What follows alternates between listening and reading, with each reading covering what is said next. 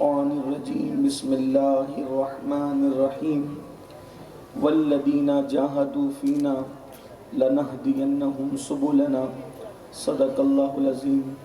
غوث اعظم بمن بے سر و ساما مدد قبلہ دین مدد کعبہ ایمان مدد انتظار کرم تستمن عینی را اے خدا جو خدا بین و خدا دا مدد بگیردہ بے بلا افتاد کشتی ضعیفان و شکستہ رات و کشتی بحق کے خواجہ عثمان ہارون مدد کن یا معین الدین چشتی مدد کن یا معین الدین چشتی مدد کن یا معین الدین چشتی۔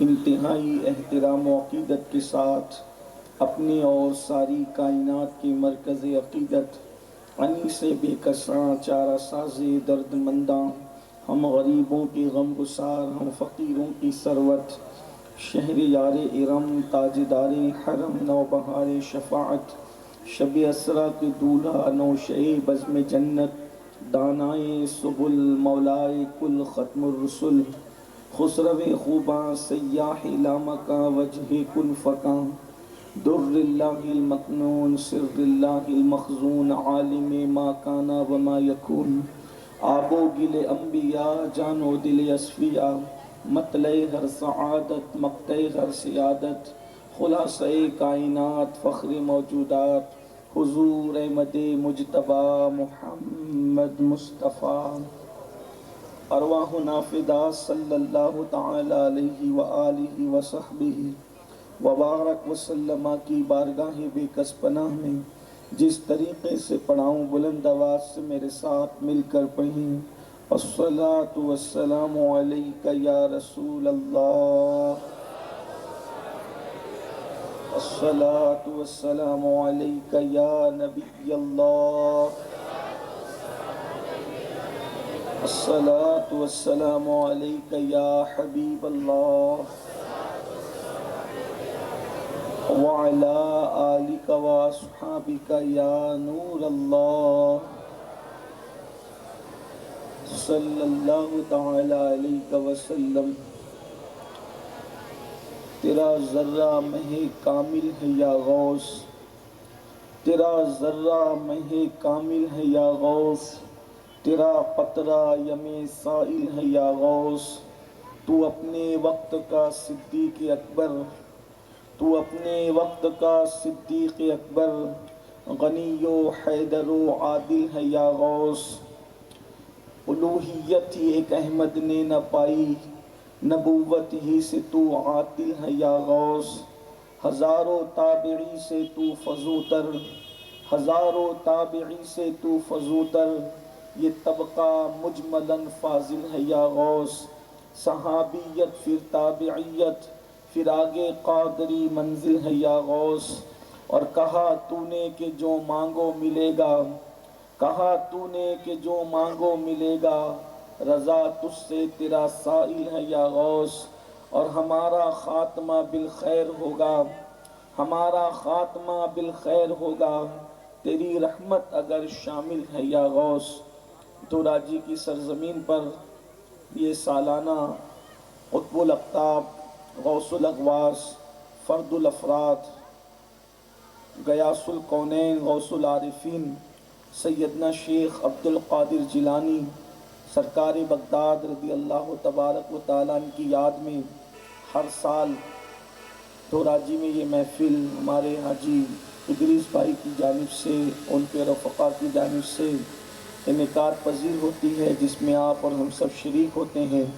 مجھ سے پیشتر آپ استاذ العلماء بقیت السلف حضرت علامہ غلام غوث علوی مدظ اللہ العالی کے خطاب کو سماعت فرما رہے تھے۔ اللہ پاک حضرت کو صحت سلامتی کے ساتھ عمر خضر عطا فرمائیں اور جمیع بیماریوں سے اللہ حضرت کو شفا نصیب فرمائیں، اور میرے بعد انشاءاللہ آپ کو حضور قبلہ امیر سنی دعوت اسلامی کا خطاب سماعت کرنا ہے۔ تھوڑی دیر کے لیے فقیر قادری بھی آپ کی خدمت میں حاضر ہے، اور اسی مناسبت سے قرآن مقدس کی آیہ کریمہ کی تلاوت کرنے کا شرف حاصل کیا گیا۔ اللہ تعالیٰ اس کے متعلق مجھے حق کہنے اور آپ سب کو حق سن کر اس پر عمل کرنے اور اسے عام کرنے کی توفیق عطا فرمائے۔ قرآن مقدس میں اللہ تبارک و تعالیٰ نے اپنے نبیوں کے واقعات بیان فرمائے، انعام یافتہ بندوں کے واقعات بیان فرمائے، اور ساتھ ہی ساتھ جن لوگوں پر اللہ نے عذاب کیا، غضب کیا، ناراضگی کا اظہار کیا، جن کے چہروں کو اللہ نے سور اور بندروں کی طرح کر دیا، جن کے چہروں کو مسخ کیا، جن پر پتھر برسائے، جن کو ڈبو دیا، جن کو اللہ رب العزت نے ہواؤں سے ہلاک کیا، جن پر آندھیاں چلی، جن پر طوفان آئے، وہ سارے واقعات یعنی جو انعام یافتہ بندے ہیں ان کے واقعات بھی بیان ہوئے، اور جن پر اللہ نے غضب کیا ان کے واقعات بھی اللہ نے قرآن میں بیان فرمائے۔ کبھی آپ نے سوچا کہ آخر ایسا کیوں ہے، قرآن میں یہ سب واقعات کیوں بیان کیے گئے؟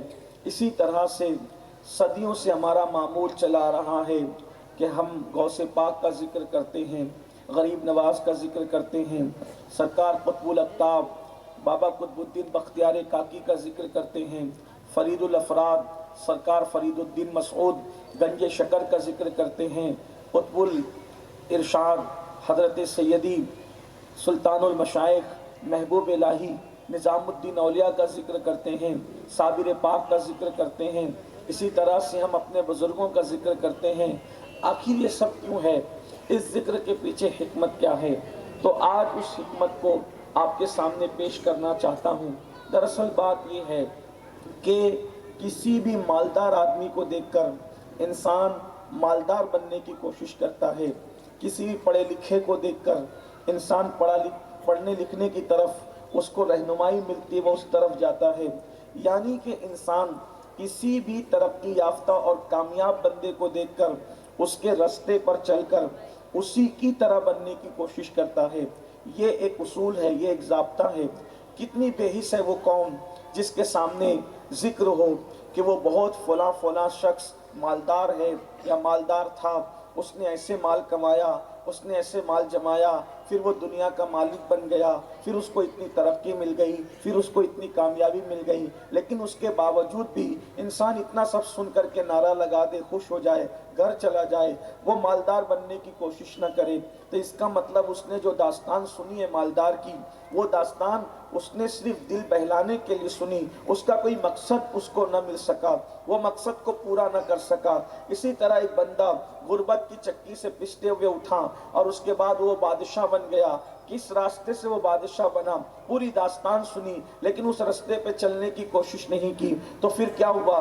اس نے صرف اپنا وقت برباد کیا، کسی کی داستان سن لی، دل خوش ہو گیا، دل بہلا کر گھر چلا گیا۔ یاد رکھیے، یہ صحابہ کرام کے واقعات، یہ انبیاء کرام کے واقعات، یا اولیاء کرام کے واقعات، یا اللہ کے برگزیدہ بندوں کے واقعات جو قرآن میں بیان ہوئے، احادیث میں بیان ہوئے، اور بعد میں ایک سلسلہ ہے۔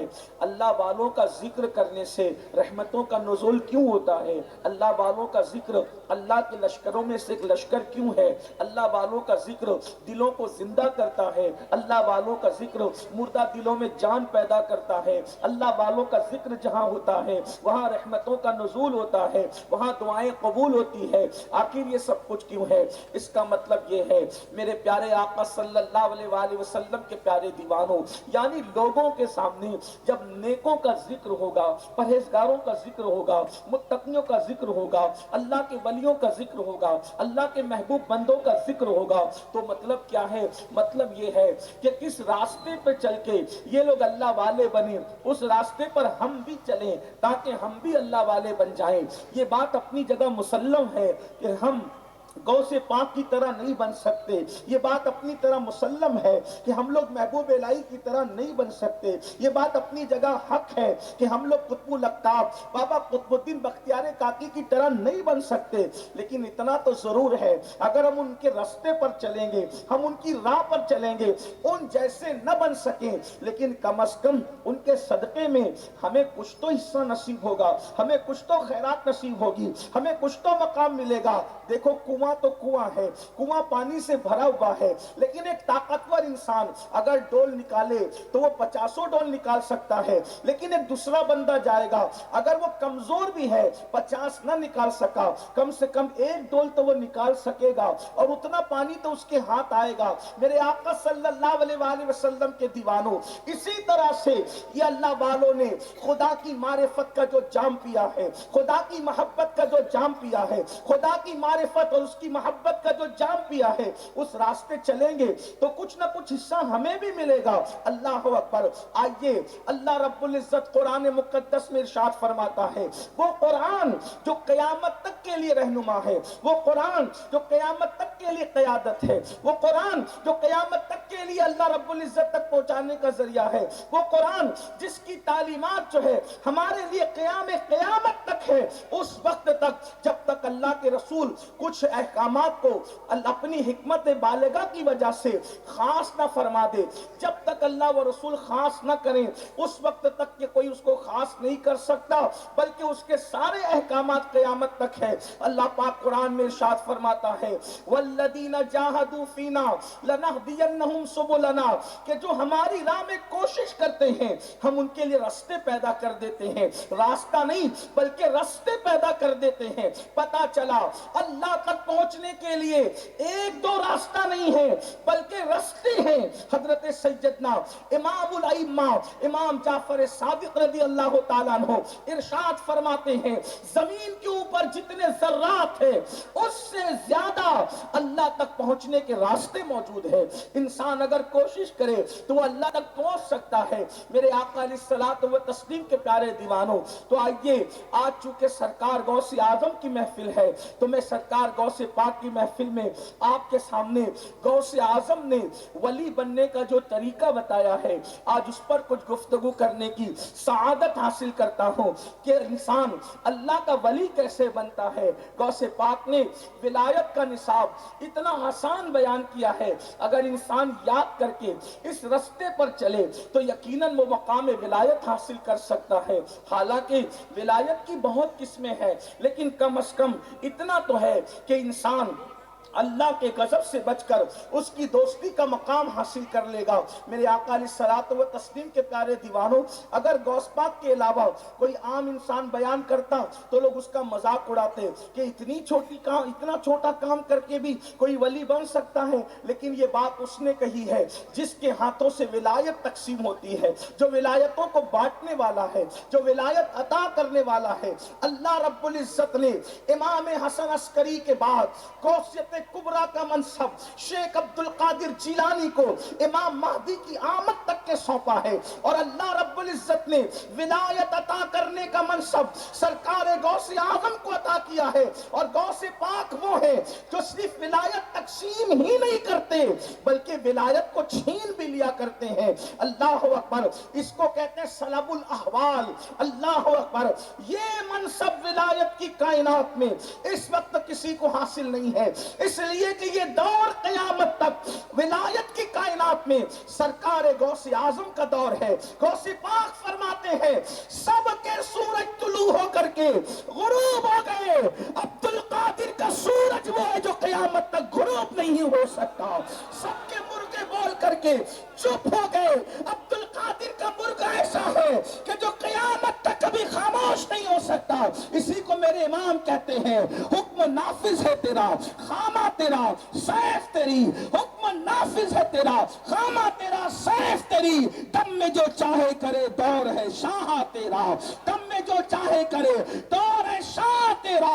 اور مرغ سب بولتے ہیں بول کے چپ ہوتے ہیں, مرغ سب بولتے ہیں بول کے چپ ہوتے ہیں.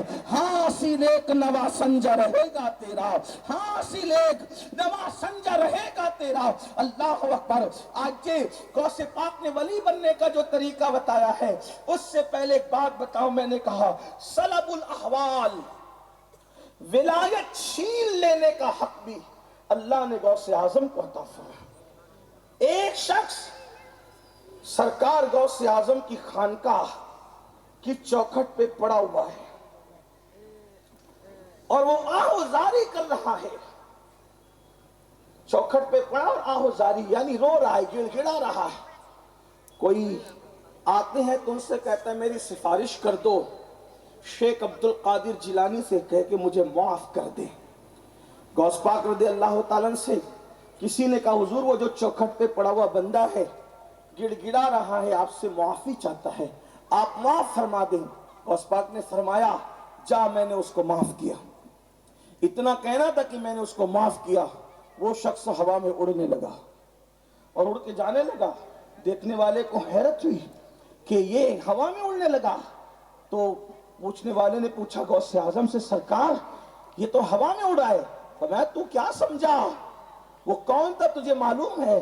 کہا وہ اپنے وقت کا ابدال ہے، ابدال۔ کہا پھر وہ چوکھٹ پہ کیوں پڑا ہوا تھا؟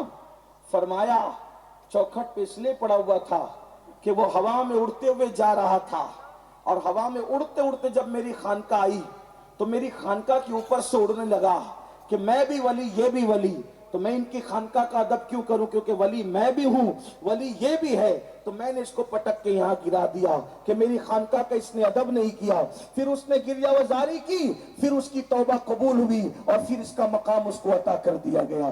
آپ اندازہ فرمائیں یہ سرکار غوث اعظم کا مقام ہے۔ اللہ اکبر۔ اسی لیے تو میرے امام فرماتے ہیں سر بھلا کیا کوئی جانے کہ ہے کیسا تیرا، سر بھلا کیا کوئی جانے کہ ہے کیسا تیرا، اولیاء ملتے آ کے وہ ہے تلوا تیرا، اگر چاہے تو ابدال کا مقام چھین لے اور چاہے تو چور کو ولایت کا مقام عطا فرما دے۔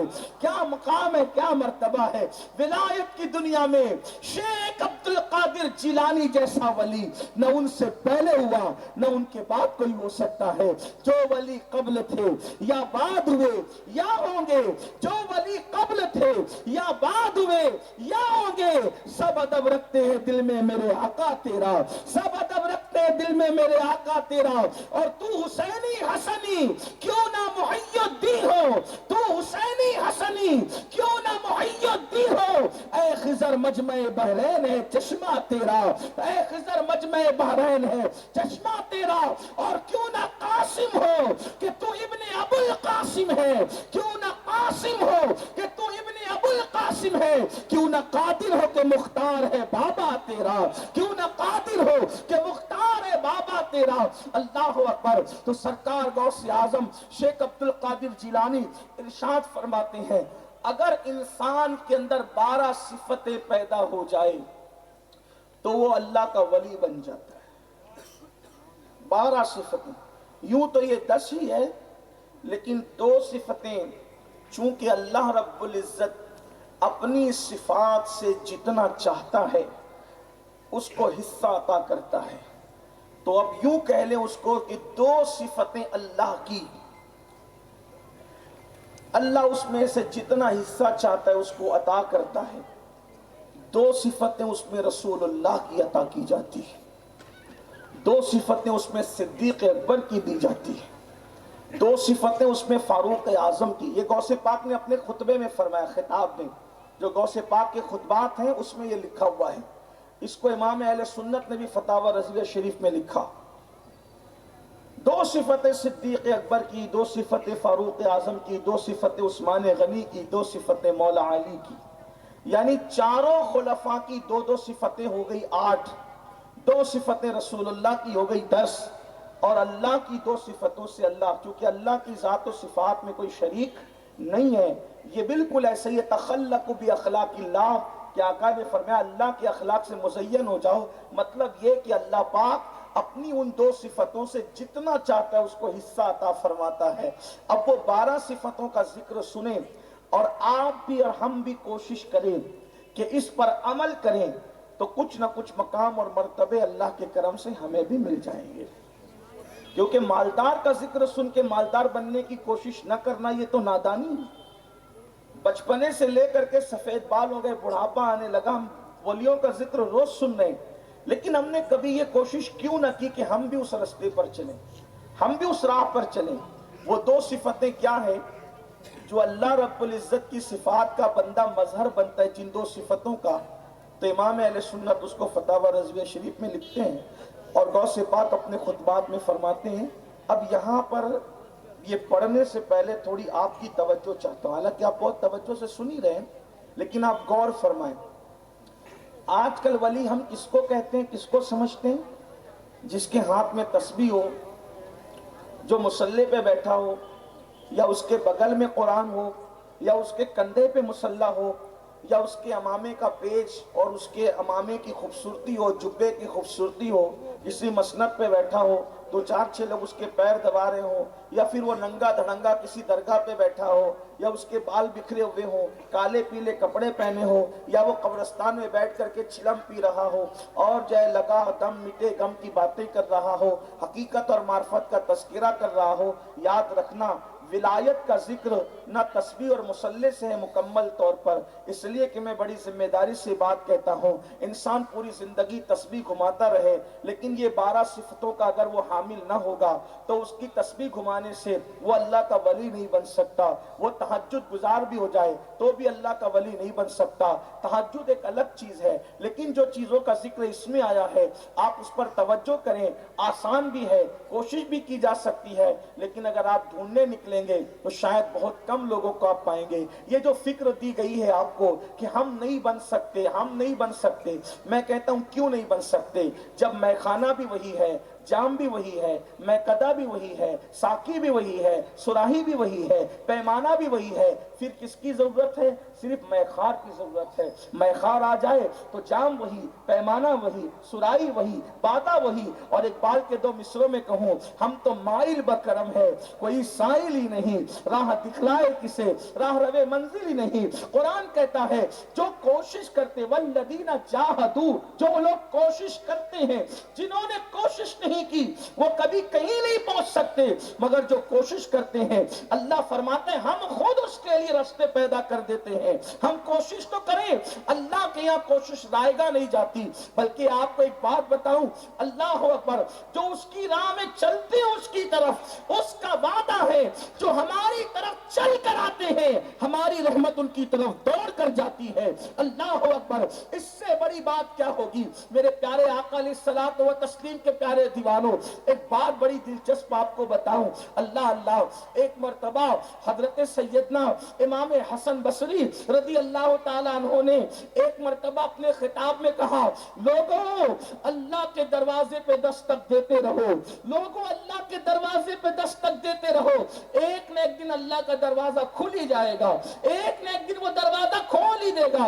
پردے کے پیچھے ایک بوڑھی عورت بیٹھی تھی، اس نے لقمہ دیتے ہوئے کہا، حسن تو کہتا ہے کہ دستک دیتے رہو دروازہ کھل جائے گا، مجھے یہ تو بتا کہ اس نے دروازہ بند کب کیا ہے؟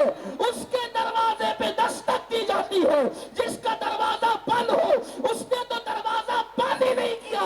جب یہ دیکھا گیا تو وہ بڑھیا کوئی اور نہیں تھی، اسی کو رابعہ بصری کہا جاتا۔ اس کا در تو کھلا ہوا ہے، لوگ دروازے پہ دستک دینے کی بات کیا کرتے ہیں؟ سب کے دروازے بند ہو جاتے ہیں لیکن اس کا در رحمت کبھی بند نہیں ہوتا۔ اگر کبھی کہیں تو انسان مجازن کہتا ہے، ورنہ حقیقت تو اس کا در واہ ہے، کھلا ہے، بلکہ وہی تو ایک در ہے جو کبھی بند نہیں ہوتا۔ سب کے دروازے بند ہوتے ہیں، رب کا دروازہ کبھی بند نہیں ہوتا۔ لیکن قوم کی بے حسی کو کرے تو کیا، سب کی قدر کی، سب کی طرف توجہ کی، رب کی طرف توجہ کیوں نہیں کرتے؟ تو سرکار غوث اعظم قطب الاقطاب ہمارے مرشد شیخ عبد القادر جیلانی فرماتے ہیں، جن 12 صفتوں کی وجہ سے انسان ولایت کا مقام پاتا ہے وہ 2 صفتیں وہ ہے، ایک کو صفت ستاری کہتے ہیں اور ایک کو صفت غفاری کہتے ہیں۔ اللہ اپنی ان 2 صفات کا اس کو مظہر بناتا ہے، اتنا حصہ دیتا ہے جتنا چاہتا ہے۔ مطلب جو ولی ہوگا، اب سننا اور پھر دیکھنا کون کون ولی ہے۔ دیکھو ولی ابھی بھی موجود ہے، آپ کے مجمع میں موجود ہے، کیونکہ اللہ کے رسول علیہ السلام نے فرمایا جہاں 40 مومن جمع ہوں ان میں ایک اللہ کا ولی ہوتا ہے۔ اب یہاں تو سینکڑوں ہیں، ہزاروں بھی ہو سکتے ہیں، تو اب حضور نے فرما دیا 40 میں ایک ہے تو کوئی تو ہوگا، لیکن پیشانی پہ نہیں لکھا کہ کون ہے، پیشانی پہ نہیں لکھا کون ہے۔ یہی تو بات ہے، اجتماعی دعائیں قبول کیوں ہوتی ہیں؟ اجتماعی دعائیں قبول کیوں؟ کیونکہ ان میں کوئی اللہ والا موجود ہوتا ہے، اس کی آمین کے صدقے ہماری بھی قبول ہوتی ہے۔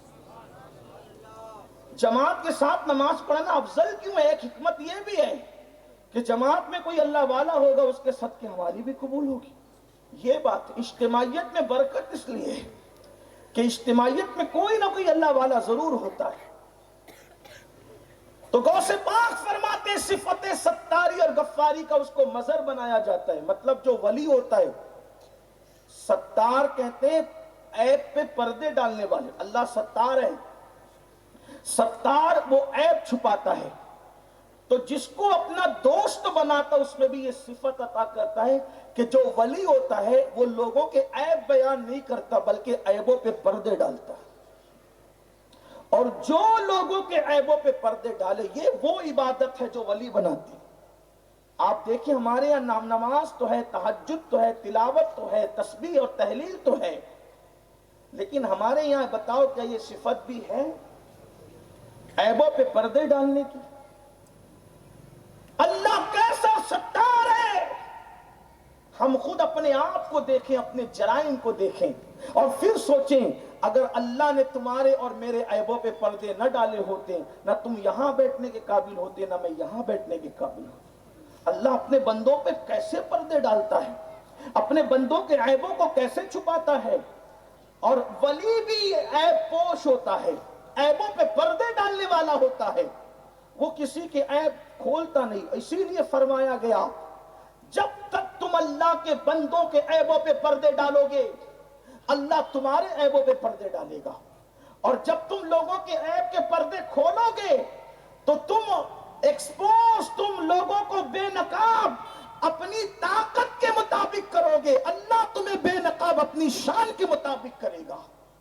اس لیے لوگوں کے عیب نہ کھولو، عیبوں پہ پردے ڈالنا یہ اللہ کی صفت ہے اور اولیاء اللہ کی صفت ہے. اللہ اکبر. میرے پیارے آقا صلی اللہ علیہ وسلم کے پیارے دیوانوں، اس کی وجہ یہ ہے کہ اولیاء اللہ کے پاس، سجادہ پہ بیٹھنے والوں کے پاس، نیک لوگوں کے پاس، پرہیزگار لوگوں کے پاس اللہ اکبر عجیب عجیب قسم کے لوگ آتے ہیں. مثال کے طور پر ولی ہے، اللہ والا ہے، نیک بندہ ہے، تو کوئی آئے گا آ کر کہے گا کہ میں زنا کر کے آیا ہوں، میں شراب پی کر آیا ہوں، میں چوری کر کے آیا ہوں، میں ڈکیتی کر کے آیا ہوں، میں یہ کر کے آیا ہوں، میں وہ کر کے آیا ہوں. ارے وہ توبہ کرائے گا اور توبہ کرانے کے بعد میں مریدوں میں کہہ دے گا وہ تو ایسا ہے، وہ تو ایسا ہے، وہ تو ایسا ہے. آپ مجھے بتائیں کیا ہوگا؟ اس کی عزت کا تو کھلواڑ ہوگا. اسی لیے جس کو مسند ولایت دی جاتی ہے اس کو عیب پوش بنایا جاتا ہے. کیسے تھے وہ لوگ عیبوں کو چھپانے والے؟ اگر ان کا ذکر کیا جائے ایک طویل وقت درکار ہے،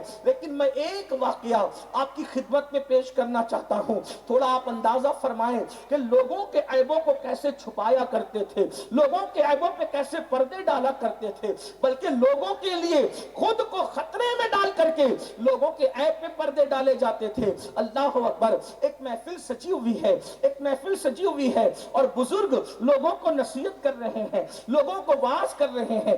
ایسے میں محفل میں بدبو اٹھتی ہے. اب آپ غور کرنا، اللہ اکبر، بزرگ کی محفل سجی ہے اور بزرگ واعظ کر رہے ہیں اور ایسے میں بدبو اٹھتی ہے. بدبو اٹھنے کا مطلب کیا ہے؟ مطلب یہ ہے کہ کسی سے خطا ہو گئی، یعنی کہ کسی کے پیٹ کی ہوا خارج ہو گئی. اب بدبو اٹھی، بدبو اسی وجہ سے اٹھ سکتی تھی. تو جو لوگ تھے وہ ایک دوسرے کا چہرہ دیکھنے لگے. مطلب کیا کہ بدبو کس کی وجہ سے اٹھی؟ تو وہ جو شیخ تھے، جو بزرگ تھے، جو لوگوں کو درس دے رہے تھے، وہ اٹھ کر کھڑے ہو کے کہتے ہیں چلو ہم سب چل کر کے وضو کر لیتے ہیں، ہم سب چل کر وضو کر لیتے ہیں. مطلب کیا کہ جس سے ایسا ہوا اگر وہ اٹھ کر وضو کرنے جائے گا تو اس کا عیب کھل جائے گا کہ بدبو اس کی وجہ سے پھیلی تھی. اس بزرگ نے کہا ہم سب چل کے وضو کر لیتے ہیں تاکہ ہمارے اس بھائی کے عیب پہ پردہ پڑ جائے، اس کا یہ معاملہ کسی پر اوپن نہیں ہونا پائے. اللہ اکبر. دیکھو یہ فکر تھی اولیاء اللہ کی. اب ہم بہت سارے لوگوں کو یہ شوق ہے کہ ہم ولی کہلائیں، تو کیا یہ ظرف بھی ہمارے اندر ہے کہ ہم لوگوں کے عیبوں پر یوں پردے ڈالیں؟ بلکہ اللہ اکبر آج تو حالات یہ بن گئے کہ کسی میں عیب نہ بھی ہو تو لوگ ڈھونڈ ڈھونڈ کر بیان کرتے ہیں، ڈھونڈ ڈھونڈ کر نکالتے ہیں. یاد رکھو اللہ رب العزت قیامت کے دن ان لوگوں کا حساب سب کے سامنے نہیں لے گا جو دنیا میں لوگوں کے عیبوں پہ پردے ڈالا کرتے تھے. یہاں ایک سلسلے میں ایک خوبصورت روایت میرے سامنے آتی ہے. عیب پہ پردے ڈالنا کتنی خوبصورت چیز ہے. اس روایت کو بزرگان چشت نے اپنی کتابوں میں لکھا، غور سے سننا، اللہ کے رسول علیہ السلام جب معراج سے واپس لوٹے، معراج سے واپس لوٹے تو اللہ کے رسول علیہ السلام نے ایک خرقہ، جبہ کہہ لیں، جبہ، اس جبے کے بارے میں فرمایا کہ معراج میں میرے رب نے مجھے یہ عطا فرمایا، اور اللہ نے مجھ سے فرمایا کہ آپ اپنے یاروں میں سے، یعنی اپنے اصحاب میں سے جس کو چاہے دے سکتے ہیں، آپ اپنے صحابہ میں جس کو چاہے دے سکتے ہیں، لیکن اسی کو دینا جو یہ بات کرے جو میں تمہیں بتا رہا ہوں۔ جو بات میں نے بتائی، جب کوئی بندہ یہ بات کرے گا تو یہ جبے کا وارث وہی ہوگا، اسی کو عطا کرنا۔ جب میرے آقا نے یہ ذکر فرمایا کہ یہ جبہ اللہ نے مجھے نوازا، عطا کیا ہے، مجھے ایک خلعت دی ہے، اور مجھے حکم ہے کہ یہ میں کسی کو دوں، تو اب تم لوگ بتاؤ کہ میں کس کو دوں؟ کون ہے جو اس جبے کے بارے میں وہ بات کرے کہ میں دوں تو وہ کرے گا کیا جبہ لے کر؟ تو سب سے پہلے افضل البشر بعد الانبیاء بالتحقیق سیدنا ابو بکر صدیق رضی اللہ تعالیٰ عنہ نے عرض کیا، یا رسول اللہ یہ مجھے عطا کریں، اگر آپ مجھے یہ جبہ دیں گے تو میں صداقت سے زمین کو بھر دوں گا، صداقت سے زمین کو بھر دوں گا، یہ جبہ مجھے عطا کریں۔ وہ کیونکہ وہ صحابہ میں سب سے افضل تھے، حضور کے مصلح کے وارث، حضور نے اپنی ظاہری حیات میں ان کو اپنے مصلح پہ کھڑا کیا، وہ غار میں دوسرے تھے، ان کا ذکر کیا اللہ نے، قرآن نے ان کو صحابی رسول کہا، ان کی شان ہے، لیکن نعمتوں کے لیے اللہ کے یہاں لکھا ہوا ہے کہ کس کو کون سی نعمت ملنی ہے۔ صدیق اکبر نے کہا صداقت سے زمین کو بھر دوں گا۔ ارشاد ہوا ابو بکر بات بڑی اچھی کہی تم نے، لیکن مجھے حکم ہے کہ میں اس کو دوں جو یہ بات کرے جو میرے اللہ نے مجھے بتائی۔ پھر فاروق اعظم نے کہا یا رسول اللہ صلی اللہ علیہ وآلہ وسلم یہ مجھے عطا کر دیں، اگر آپ مجھے دیں گے تو میں دنیا کو، زمین کو عدل سے بھر دوں گا، انصاف سے بھر دوں گا۔ ارشاد ہوا عمر بات تم نے بڑی اچھی کہی، مگر مجھے حکم ہے کہ میں اسی کو دوں جو یہ بات کرے جس کو میرے اللہ نے بتایا ہے۔ پھر عثمان غنی نے عرض کی میرے آقا، میرے کریم مولا، بندہ پرور، بندہ نواز، آپ مجھے عطا کریں، اگر مجھے دیں گے زمین کو سخاوت سے بھر دوں گا۔ یعنی ہر صحابی اپنی اپنی صفت کا ذکر کر رہے ہیں۔ سرکار نے فرمایا ذوالنورین تم نے اچھی بات کہی ہے، لیکن میرے اللہ نے مجھے حکم دیا کہ میں وہ بات سنوں تم میں سے کسی سے جو اللہ نے بتایا تو اس کو دوں۔ تو پھر خاتم الولایت، اللہ اکبر، باب مدینۃ العلم، فاتح خیبر، علی مرتضیٰ، سید السادات، سیدنا علی مرتضیٰ کرم اللہ وجہ الکریم کھڑے ہوتے ہیں، جن کے بارے میرے امام کہتے ہیں اصل نسل صفا، اصل نسل صفا، وجہ وصل خدا، اصل نسل صفا، وجہ وصل خدا، پرتبے دست قدرت پہ لاکھوں سلام۔ اللہ اکبر۔ مولا کائنات کہتے ہیں یا رسول اللہ اگر یہ جبہ مجھے عطا کر دیا جائے تو میں جس کے بھی عیب دیکھوں گا اس کے عیبوں پہ پردے ڈال دوں گا۔ آقا نے فرمایا اللہ نے مجھے یہی کہا تھا علی یہ جبہ میں تمہیں عطا کرتا ہوں۔ نعرہ تکبیر، نعرہ رسالت، نعرہ حیدری، جشن شاہ جیلا۔ عیبوں پہ پردے ڈالنا کتنی بڑی چیز ہے۔ معراج کا وہ خرقہ سیدنا مولائے کائنات کو دیا گیا، پھر انہوں نے امام حسن بصری کو دیا، پھر انہوں نے حضرت معروف کرخی کو، پھر حضرت حبیب اجمی کو، اس طریقے سے پھر وہ جو ہے وہ حضرت حبیب اجمی کو، معروف کرخی کو، پھر اس کے بعد حضرت سری سختی کو، پھر اس کے بعد حضرت جنید بغدادی کو، اس طریقے سے وہ سلسلہ آتے آتے ہمارے مرشد، ہمارے آقا، ہمارے ماوا، ہمارے مولا، ہند کے راجہ، 90 لاکھ کو کلمہ پڑھانے والے ہمارے خواجہ سرکار غریب نواز تک یہ نعمت پہنچی۔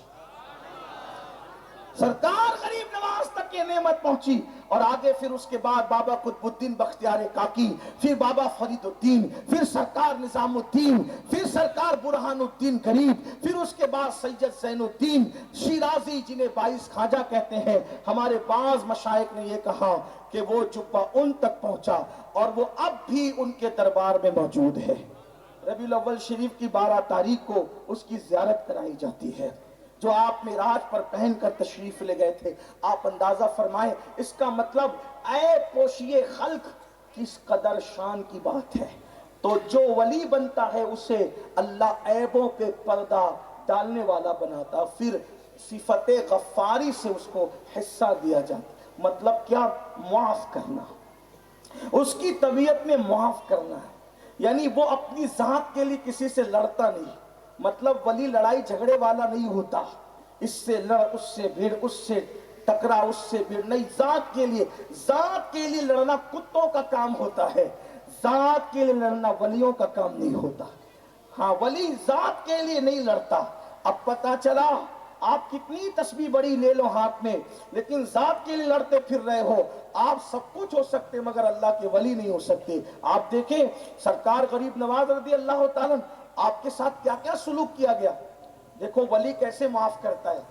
یہاں پر ایک بات پھر مجھے یاد آئی بزرگان چشت سے، چشتی سلسلہ اہل بہشت، کیونکہ ہندوستان کا یہ سب سے بڑا سلسلہ، ہند میں دین جو پھیلا ہے اس کا سب سے پہلے سہرا اگر کسی کے سر بنتا ہے تو ہمارے مشائخ چشت ہے۔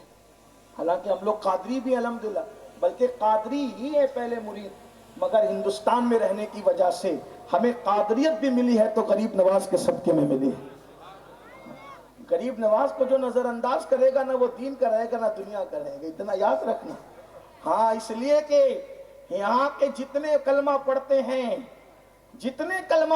سب کے باپ داداؤں کو غریب نواز نے کلمہ پڑھایا ہے، یا ان کے خلفاء نے پڑھایا ہے، اور جو عرب سے آئے ہیں ان کے لیے زمین بھی جس نے ہموار کی ہے وہ سرکار غریب نواز یا ان کے خلفاء کی ذات۔ اس لیے غریب نواز کو کوئی نظر انداز نہیں کر۔ ہندوستان کی اصل حکومت غریب نواز کے ہاتھ میں، اور غریب نواز اس ولی کا نام ہے جو آج بھی لوگوں کے دلوں پر حکومت کر رہے اور انشاءاللہ قیامت تک کرتے رہے۔ تو عرض یہ کر رہا تھا، سلسلہ چشت اہل بہشت، اپنی ذات کے لیے نہ لڑنا، معاف کرنا۔ سلسلہ چشتیہ میں ایک نام ہے سلطان المشائخ حضرت محبوب الہی۔ محبوب الہی کے مرید اور خلیفہ ہیں حضرت خواجہ نصیر الدین چراغ دہلوی، روشن چراغ دہلوی، چراغ دہلی ہیں آپ، اور یہ حضرت محبوب الہی کے مرید بھی ہیں، خلیفہ بھی ہیں اور جانشین بھی ہیں حضرت محبوب الہی کے، نصیر الدین چراغ دہلوی۔ آپ چونکہ چشتی تھے، چشتی مشرب تھے، تو آپ جو سلسلہ چشت کی رسومات ہے اس کے پابند بھی تھے۔ علماء جانتے ہیں وہ کیا کیا رسومات ہے، اس کا ذکر میں یہاں ابھی نہیں کرتا۔ تو بادشاہ کو کچھ لوگوں نے کان بھرے، کچھ لوگوں نے بادشاہ کے کان بھرے کہ یہ جو نصیر الدین ہے محبوب الہی کے خلیفہ، وہ ایسا ایسا کرتے ہیں، یہ کرتے ہیں، وہ کرتے ہیں، یہ کرتے ہیں، وہ کرتے ہیں، اور یہ لوگ اپنی خانقاہ میں بیٹھے بیٹھے خوب مزے کر رہے، ان کو آپ اپنی نوکری دیں، ان کو آپ اپنا نوکر بنائیں تاکہ یہ ذلیل ہوں۔ اب ہر دور میں ولیوں کا سکہ چلتا رہا ہے، ہر دور میں اللہ والوں کا سکہ چلتا رہا ہے، ہر دور میں ولیوں کا ڈنکا بجتا رہے، اور ہر دور کی عوام اور اہل ایمان کے خواص سب ولیوں کے معتقد رہے ہیں۔ تو لیکن کچھ لوگوں کو حسد رہتا ہے اللہ والوں سے، بلکہ ولی بھی وہی بنتا ہے جس کے حاسد ہوتے ہیں۔ حضرت داتا صاحب فرماتے ہیں کہ اللہ جس کو ولی بنانا چاہتا ہے اس پر کوئی فرعون مسلط کرتا ہے مخالف، جو اس کی مخالفت کرتا رہتا ہے اور وہ بندہ اس پہ صبر کرتا رہتا ہے، تو نفل عبادتوں سے جو مرتبے نہیں ملتے وہ مخالفتوں پر صبر کی بنیاد پہ اللہ مقام اور مرتبے عطا فرماتا ہے۔ اسی لیے آپ دیکھیں گے کہ اہل ظاہر ولیوں کی مخالفت کرتے رہے، لیکن اولیاء کبھی کسی کی مخالفت نہیں کرتے رہے، وہ مخالفتوں پہ صبر کرتے رہے۔ پرتھوی راج دیکھیں غریب نواز کا مخالف رہا، لیکن غریب نواز نے پرتھوی راج کی کبھی مخالفت نہیں کی۔ اسی طریقے سے ہر دور میں آپ اٹھا کر کے دیکھ لیں، اللہ اکبر، تو نصیر الدین چراغ دہلوی کے بہت مخالف تھے، حاسدین تھے، تو بادشاہ کے کان بھر دیے، کہا کہ یہ خانقاہ میں مزے کر رہے ہیں، ان کو نوکری پہ لگاؤ، نوکری دو، حقیر کام دو، چھوٹا سا کام دو، تاکہ ان کے مریدین چھٹے، ان کی عزت، ان کی عظمت لوگوں کے دلوں سے پامال ہو جائے۔ ایک قاصد پہنچا، آپ کو بادشاہ بلا رہے ہیں۔ آپ نے فرمایا ہمیں بادشاہ سے کیا کام، ہم بادشاہ کے یہاں کیوں آئے؟ تو کہا کہ آپ کو بلا رہے ہیں، چلو، نہیں آؤ گے تو ہم اٹھا لے جائیں گے۔ خواجہ نصیر الدین چراغ دہلوی کو مریدوں نے کہا، خلفاء نے کہا حضرت ظالم ہے، آپ چلیں۔ وہاں گئے تو بادشاہ نے کہا آپ کو میری نوکری کرنی۔ فرمایا میں نوکری کیوں کروں تمہاری، میں تو کوئی نوکر نہیں ہوں۔ کہا لیکن تمہیں کرنی پڑے گی۔ خواجہ صاحب نے فرمایا میں نہیں کروں گا۔ دیکھو ولی کیسا معاف کرنے والا، علم کیسا ہوتا ہے ولی کے اندر، جہاں علم ہوگا وہاں حلم ہوگا، جہاں ولایت ہوگی وہاں گلوں کی نکہتوں سے زیادہ حلم ہوگا، معاف کرنے کا جذبہ ہوگا۔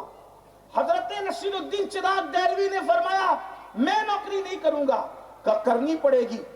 اس نے کہا کرنی پڑے گی، آپ نے فرمایا میں نہیں کروں گا، میں نوکر نہیں ہوں، میں تمہاری نوکری کیوں کروں، مجھے ضرورت نہیں ہے، میرے اللہ نے مجھے بہت دیا ہے۔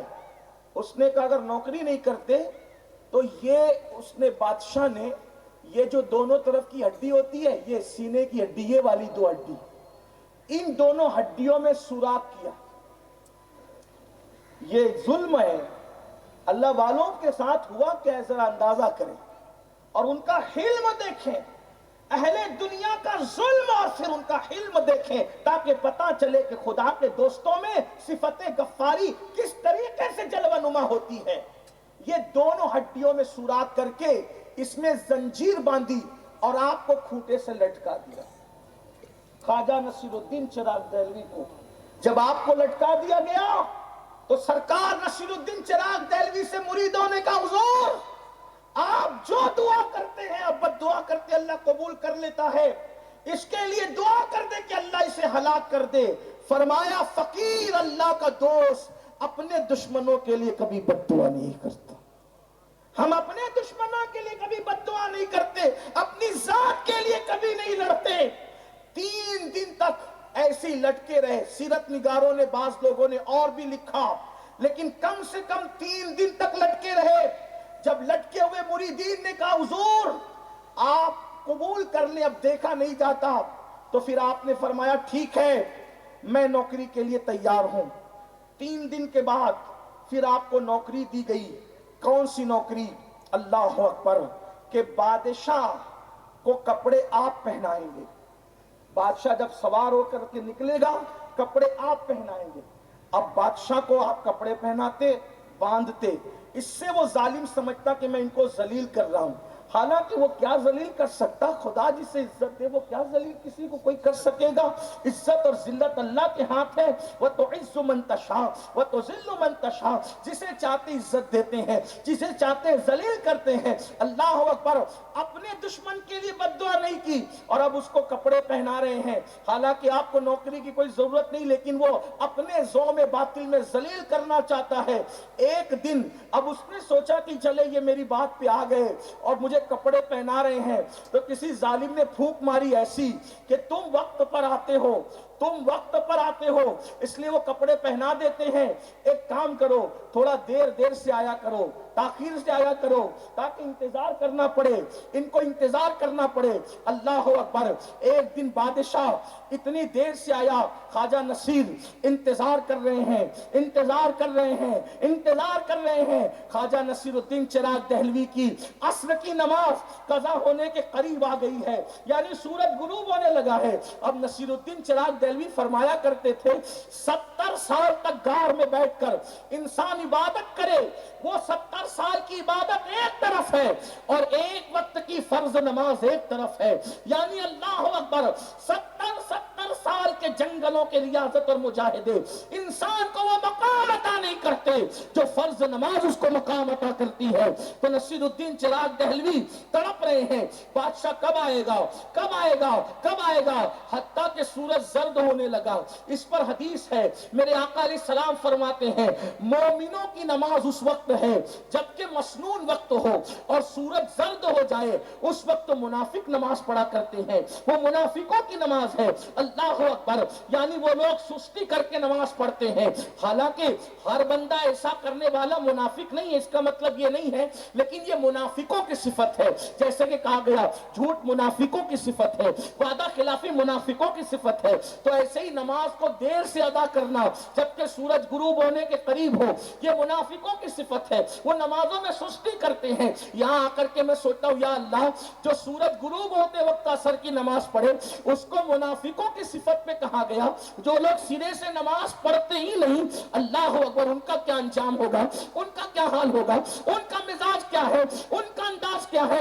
بلکہ ان کے لیے تو یہاں تک فرمایا کہ جو نماز چھوڑ دیتے ہیں قیامت کے دن وہ فرعون کے ساتھ اٹھیں گے، وہ حامان کے ساتھ اٹھیں گے، اللہ اکبر، وہ لوگ ابی بن خلف کے ساتھ اٹھیں گے، اللہ اکبر، یعنی جو اللہ و رسول کے دشمن ہیں، نماز کو ترک کرنے والے قیامت کے دن ان کے ساتھ اٹھیں گے۔ میں سوچتا ہوں فرعون کے ساتھ اٹھنے والوں کا انجام کیا ہوگا، حامان کے ساتھ اٹھنے والوں کا انجام کیا ہوگا، ابی بن خلف جس کو رسول اللہ نے قتل کیا اس کے ساتھ اٹھیں گے، حضور کا ایسا کٹر دشمن۔ حضور علیہ السلام نے اپنی پوری زندگی میں ایک ہی بندے کو قتل کیا، حضور نے کسی دوسرے بندے کو قتل نہیں کیا، اور قتل کرنے میں بھی شان رحمت للعالمین کا کیا ظہور تھا کہ حضور نے نہ اس کا گلا کاٹا، نہ ہاتھ کاٹا، نہ اس کے پیٹ میں تلوار ڈالی، نہ اس کے پیٹ میں جبر نیزہ ڈالا، بلکہ سرکار نے ایک تیر لیا اور تیر لے کر اس کے جسم پہ پھر چبا دیا۔ جب چبایا تو پورے میدان میں تڑپتا پھرتا تھا۔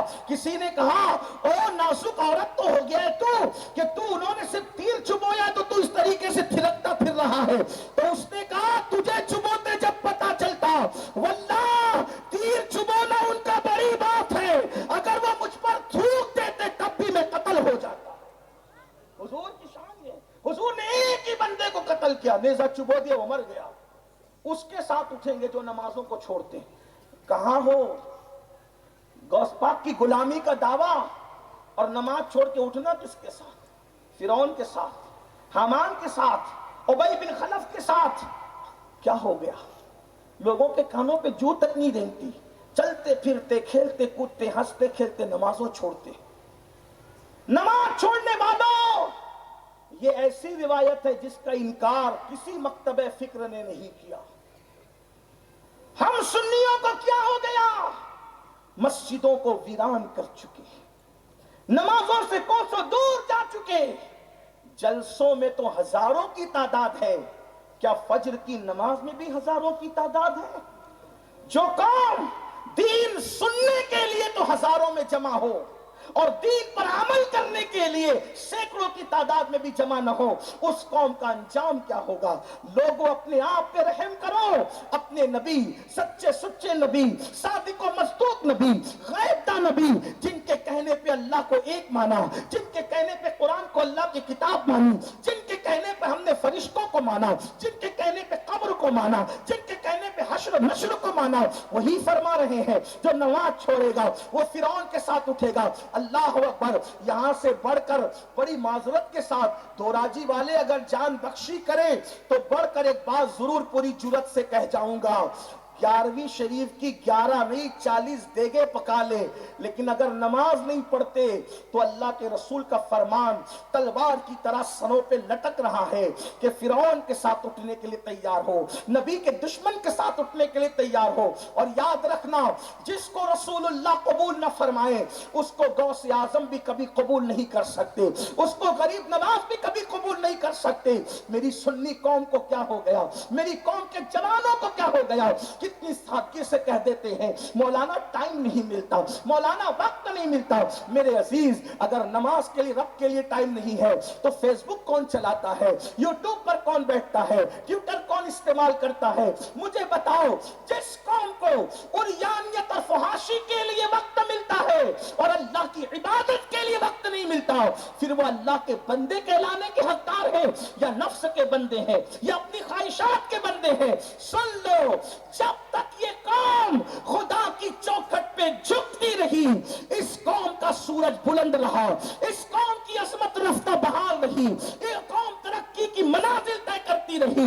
جب سے مسجدوں سے رشتہ ٹوٹ گیا، جب سے سجدوں سے رشتہ ٹوٹ گیا، جب سے عبادتوں سے رشتہ ٹوٹ گیا، اس وقت سے ہماری قوم کو سوال آ گیا ہے. یہ قوم تباہی کے دہانے پر ہے، یہ قوم بربادی کے دہانے پر ہے. آؤ اللہ کے بندو، اپنے بزرگوں کی زندگی کو دیکھو. خواجہ نصیر الدین چراغ دہلوی، اللہ اکبر، ان کو ٹانگ دیا گیا، لٹکا دیا گیا، ہڈیوں کے اندر سوراخ کر کے. دشمن کے لیے بد دعا نہیں کی، لیکن سورج غروب ہونے کے قریب آ گیا ہے اور بادشاہ ابھی تک آیا نہیں ہے اور تڑپ گئے. تڑپنے کے بعد اللہ اکبر، اتنا وقت تھا کہ بس چند رکعت پڑھی جا سکتی تھی اور سورج غروب ہوتا، یعنی مکرو وقت آ گیا. تب نصیر الدین چراغ دہلوی نے جبہ پہنایا اور جبہ پہنا کر اپنے مریدوں میں سے کسی کو کہا اب یہ میری نمازیں قضا کرائے گا، اب یہ میری نمازیں قضا کرائے گا. پھر آپ نے بندن باندھتے ہوئے اس کے کپڑے کا کہا باندھے نصیر، جملہ دیکھ، باندھے نصیر کھولے غسال. آج باندھوں گا تو میں، اور اس کو اب کھولے گا کل کون؟ غسل دینے والا غسال. پھر جب صبح ہوئی تو بادشاہ مر چکا تھا. اپنی ذات کے لیے بد دعا نہیں دی، دین پر جب نقصان آیا تو زبان سے جملے ادا. تو جو ولی ہوتا ہے وہ ذات کے لیے لڑنے والا نہیں ہوتا، اللہ کی شان ستاری و غفاری کا وہ مظہر ہوتا ہے. دو صفتیں یہ ہو گئی، دو صفتیں رسول اللہ. اللہ کے رسول اپنی امت کے ساتھ رفیق ہیں اور امت پر مہربان اور شفیق ہیں. تو جو ولی ہوتا ہے وہ دھکے دینے والا، جھڑکنے والا، مارنے والا، پیٹنے والا نہیں، گالی بکنے والا نہیں، غصہ گرمی والا نہیں. وہ رفیق ہوتا ہے حضور کی شفقتوں کی طرح، حضور کی مہربانیوں کی طرح. یعنی ولی کو دیکھ کر رسول اللہ کی مہربانیاں یاد آتی. کیسا ہوتا ہے وہ رفیق، کیسا ہوتا ہے وہ رفیق؟ کیسے؟ سن لیں حضور پہلے کیسے رفیق تھے وہ سن لیں، پھر ولی کیسے رفیق ہوتا ہے وہ سن لیں. دیکھو یہاں ابھی نماز کا تذکرہ ابھی بعد میں آتا ہے، ابھی تو پہلے یہ ساری چیزیں ہیں.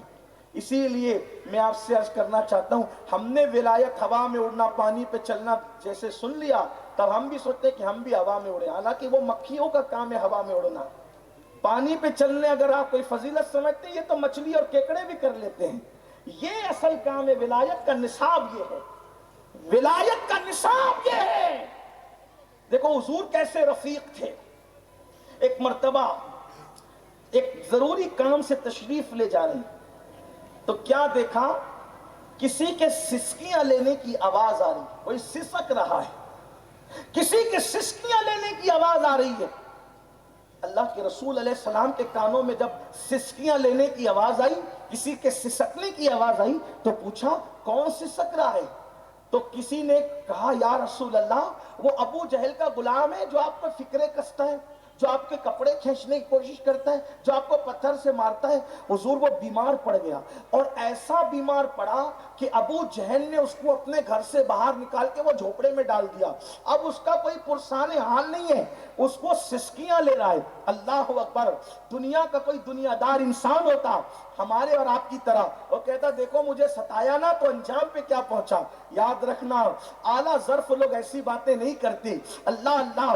میرے آقا علیہ السلام کے کان کانوں تک بات آئی، سسکیاں وہ لے رہا ہے جو فکرے کسا کرتا تھا، سسکیاں وہ لے رہا ہے جو پتھر مارا کرتا تھا، سسکیاں وہ لے رہا ہے جو لباس اقدس کو کھینچنے کی کوشش کرتا تھا، سسکیاں وہ لے رہا ہے جو بدتمیزی کرتا تھا۔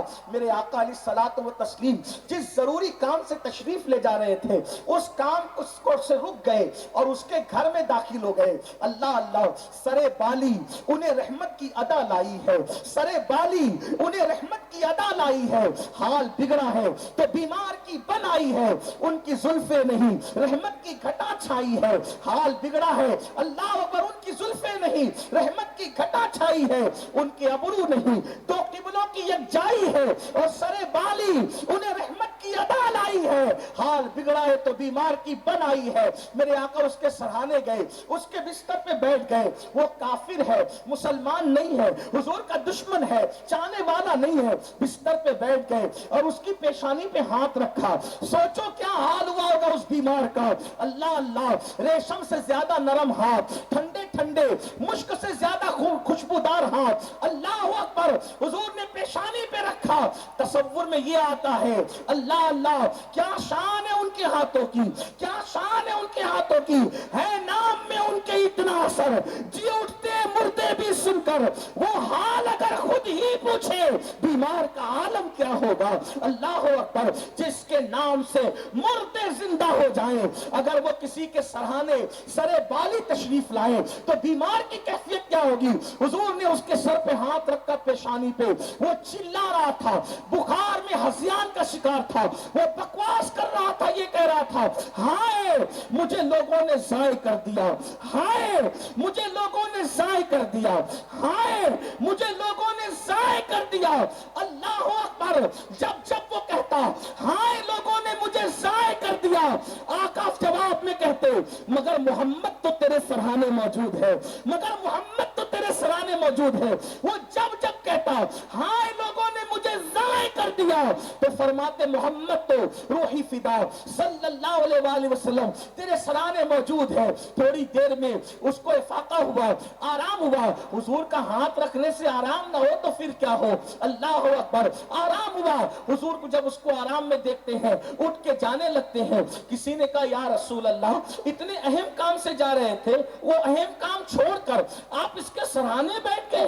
تو میرے آقا شان رفاقت دیکھیں، شان کریمی دیکھیں، فرماتے لوگوں کسی بیمار کے سرہانے چند لمحے بیٹھ جانا رات بھر جاگ کر عبادت کرنے سے افضل ہے۔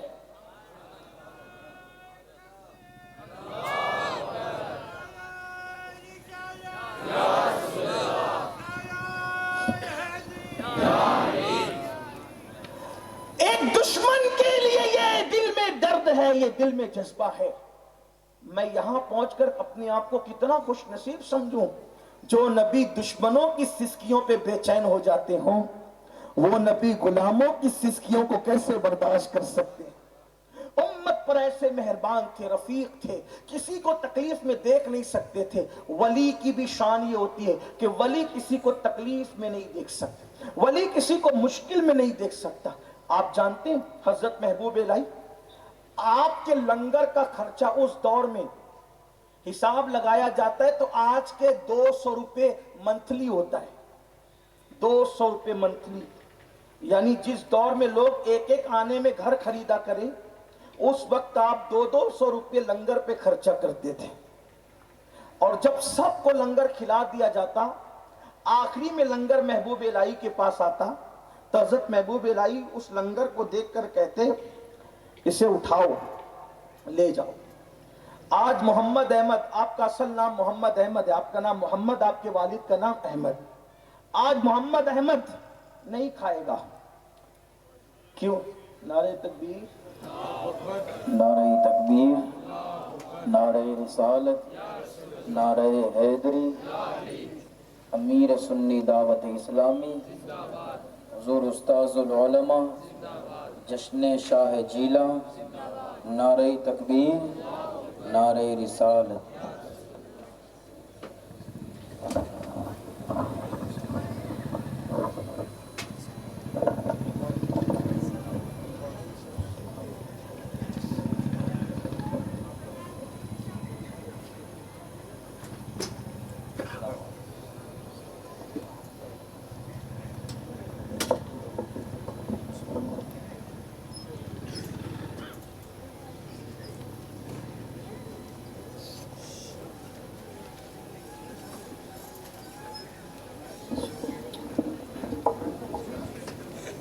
सब लोग तशरीफ़ रखें, एक मरतबा दुरूद शरीफ पढ़ लें।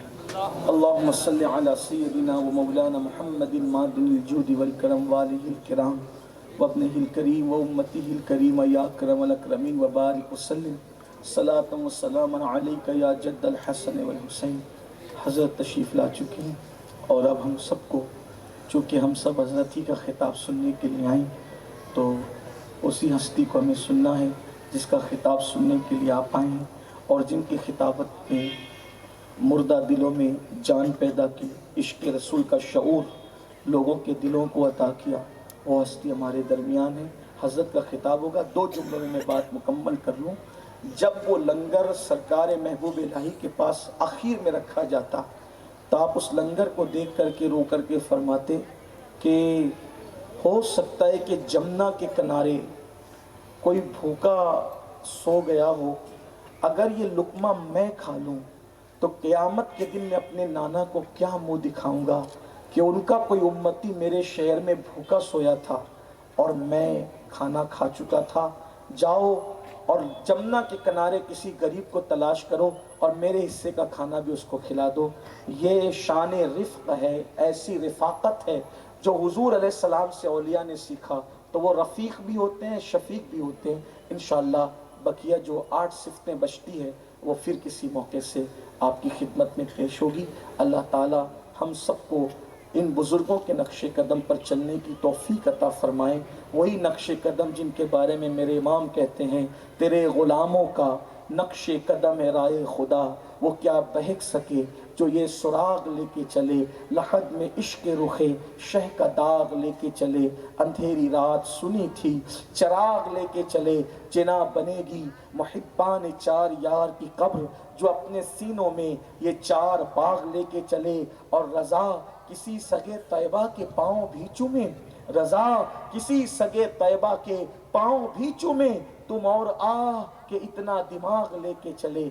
आइए मैं अपनी गुफ्तगू को इसी पर मुकम्मल करता हूँ। अल्लाह पाक गुफ्तगू के दरमियान कोई गलती हो तो माफ़ फरमाए। अस्तग़फिरुल्लाह रब्बी मिन कुल्ली ज़ंबिन व अतूबु इलैह। नाज़िम महफ़िल, आइए अब हम अपने क़ायद, अपने अमीर को बग़ैर किसी ताख़ीर के आवाज़ देते हैं, क्योंकि आप हज़रत के लिए नए नहीं हैं और हज़रत आप लोग के लिए नए नहीं हैं, इसलिए कि हज़रत का ताल्लुक़ इसी सरज़मीन से है, इसी इलाक़े से है, इसी ख़ित्ते से है। अल्हम्दुलिल्लाह वो हस्ती जिसकी आवाज़ ने शर्क़ से लेके ग़र्ब तक एक इनक़िलाब पैदा किया है, फ़िक्री इनक़िलाब। ऐसी ऐसी गुफ्तगू, ऐसे ऐसे जुमले कि अल्हम्दुलिल्लाह एक एक जुमले पर कई कई तकरीरें जो है वो तैयार हो जाए। ऐसे नासिहाना कलिमात जो आने वाली नस्लों के लिए रहनुमा उसूल फराहम करें। अब आइए संजीदा माहौल में ऐसी संजीदा खिताबत को सुने और अल्लाह के शुक्र के तौर पे ज़िक्र कर ले। नारे तकबीर, नारे तकबीर, नारे रिसालत, नारे रिसालत। हुजूर अमीर सुन्नी दावत इस्लामी हमारे इकबाल बापू ने फरमाया आपके लिए कि इख्तिताम पर नियाज़ शरीफ, गौसे पाक की नियाज़ शरीफ का इंतज़ाम है। इंशाअल्लाह तबारक व तआला आप नियाज़ शरीफ खा कर के जाएंगे और उस यहाँ पर सलातो सलाम और दुआ के फ़ौरन बाद उसका नज़्म रहेगा। हज़रत का खिताब समाअत।